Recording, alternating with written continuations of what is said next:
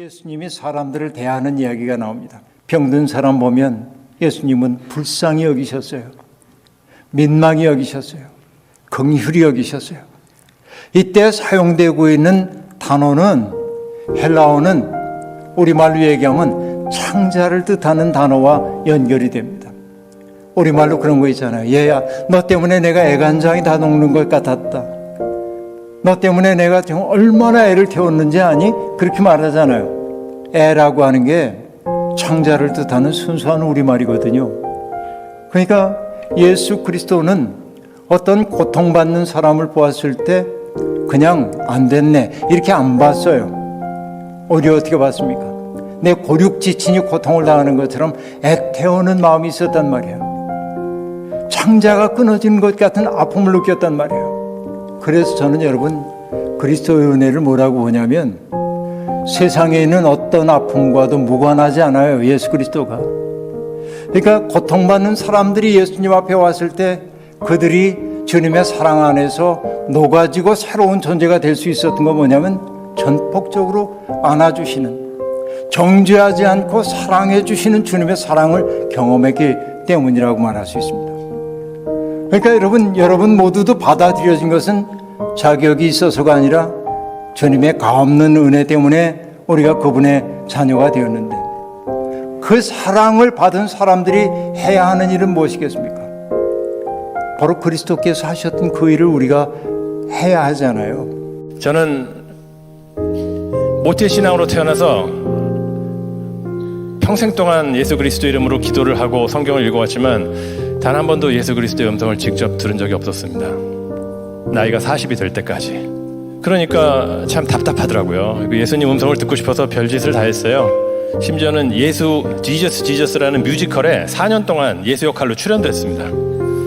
그렇게 하다 보면 혹시 예수님이 음성을 들려줄까 해서 무료로 출연했어요. 무료로. 돈 하나도 안 받고. 그런데 안 들려주시더라고요. 그러던 2006년 어느 날, 당시에는 아주 작은 단체에 불과했던 그 한국 컴패션, 예수 그리스도의 사랑으로 어린이들을 돕는 그 단체에서 저희 아내 누군지 아시죠? 예, 대한민국이 낳은 세계적인 여배우 신하라 여사님께서 그 한국 컴패션의 홍보대사가 됐어요. 그 홍보대사가 돼서 같이 동인도의 콜카타 지방으로 아이들을 만나러 여행을 간다는 거예요. 그러다가 갑자기 무슨 일이 생기면서 제 아내가 피치 못할 사정 때문에 못 가게 되었습니다. 이미 자원봉사자들과 함께 컴패션 여행을 가기로 해놓고 저희 아내가 빠지는 바람에 저에게 대신 부탁을 했어요. 대신 가달라고. 가기 싫어서 막 이렇게 변명하고 하다가 결국은 이제 끌려가듯이 가게 됐습니다. 간혹 이제 집안일이긴 합니다만은 저희 누님 얘기를 해야겠는데, 제 큰 누님이 지금 돌아가셨는데 한참 됐는데 돌아가신 지. 저는 8남매 중에 막내입니다. 우리 집에서 대학을 나온 사람은 저 하나밖에 없습니다. 가정 형편이 어려웠기 때문에 우리 누나들, 큰 누나는 초등학교 2학년인가 다니고 중도에 그만두고 동생들 돌봐야 했고, 배운 거 없고 가진 거 없고 그러니까 우리 누님 광부하고 결혼을 하셨는데 광부의 생활이 얼마나 힘든지 몰라요. 그죠? 그러니까 술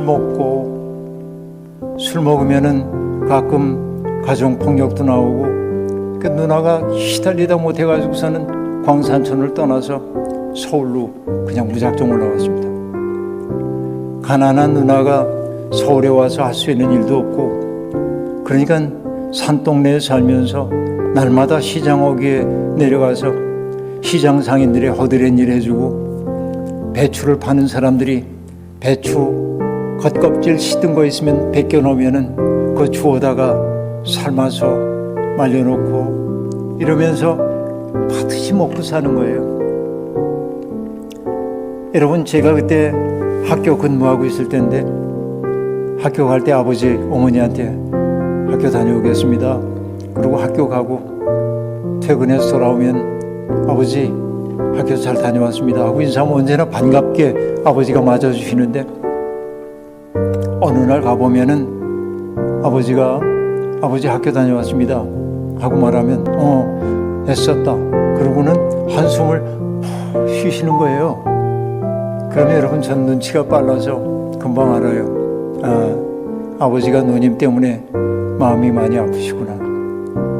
그러면은 저는 얼른 제 방으로 가가지고 방이래야 우리 아버지 어머니 사신 방 한 칸, 그리고 나와 아내가 살던 방 한 칸, 반 두 칸짜리 정말 열악한 집에 우리가 그렇게 살았습니다만, 그것도 아버지 방 통해서 들어가야 하는 방, 그렇게 가난하게 우리 살았는데, 제가 동원할 수 있는 돈을 다 봉투에 담아가지고 아버지 앞에 가서 무릎을 꿇고 아버지 앞에 봉투를 이렇게 내밀어요. 아버지, 참 죄송해요. 누님이 얼마나 어려우신지 내가 뻔히 알면서 바쁘다는 핑계로 누님 가뵙지 못했는데, 아버지 죄송하지만은 누님 댁에 좀 다녀와 주세요. 저희 아버지는 무뚝뚝한 분인데 그냥 한마디 하세요. 고맙다. 가면서 그 컴패션 다른 자원봉사자들과 함께 이렇게 막 얼굴 섞이는 게 싫어갖고 저는 혼자 1등석을 타고 갔습니다. 봉사 가면서 대한항공 1등석을 타고 텅 빈 자리에 나 혼자 타고 왕처럼 갔습니다. 그런 강팍한 마음을 가지고 인도에 도착하고 또 버스를 갈아타고 한 서너 시간을 달려서 저 시골 교회 컴패션 프로젝트에 도착했습니다. 가는 도중에 저를 인솔해서 간 컴패션의 목사님, 서정인 목사님이 이런 부탁을 했어요. 차인표 씨, 인표 씨가 지금부터 만날 아이들은 이 세상에서 제일 가난하고 보잘것없는 아이들입니다. 이 아이들을 만나시면 아이들을 좀 꼭 안아주십시오. 안아주시고 너희들은 귀한 존재다.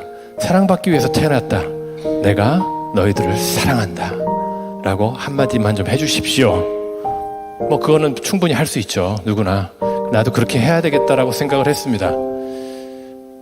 교회 앞에 수백 명의 아이들이 저희를 반기려고 서 있었어요. 다 흰옷을 입긴 했는데 다 구겨지고 더러워진 흰옷이었습니다.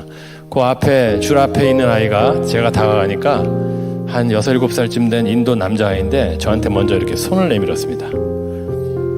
그리고 저는 그 아이가 내민 손을 딱 맞잡았습니다.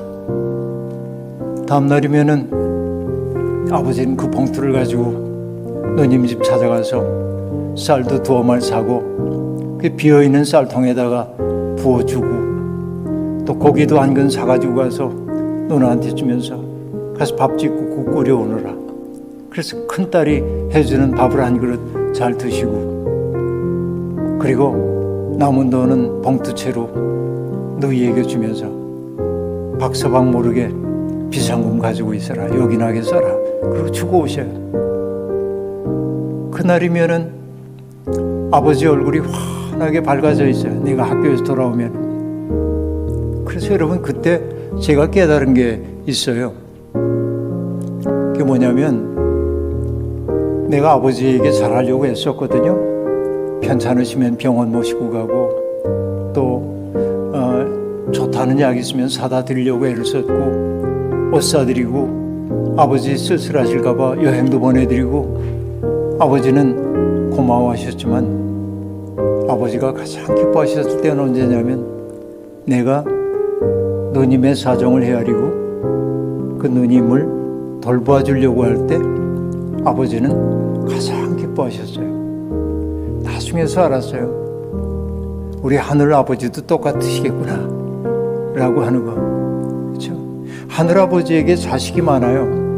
제가 그 아이의 손을 딱 잡는 그 순간 예수님께서, 제가 수십 년 동안 그렇게 그 음성을 듣고 싶고 찾아 헤맸던 그 예수님께서 그 아이를 통해서 저에게 음성을 들려주시기 시작했습니다. 인표야, 잘 왔다. 내가 너를 여기서 기다리고 있었어. 이 아이 옆에서 너를 기다리고 있었어. 내가 너를 사랑한다. 너는 나의 사랑을 받기 위해서 이 세상에 태어났단다. 제가 이 아이를 만나면 해주려고 했던 그 말을 이 아이를 통해서 예수님께서 저에게 그대로 해주셨습니다. 저는 예수님을 찾아서 1등석을 타고 무대 위에서 헤매고 있는 동안에 예수님께서는 이 가난하고 보잘것없는 아이 옆에서 저를 기다리고 계셨습니다. 마음이 가난한 자는 복이 있나니 그가 천국을 볼 것이며, 저는 그날 예수님의 음성을 들었습니다. 그리고 저의 인생이 달라졌습니다. 잘 나가는 자식도 있고요. 그리고 정말 어떻게 해보려고 해도 잘 안 되는 자식도 있어요.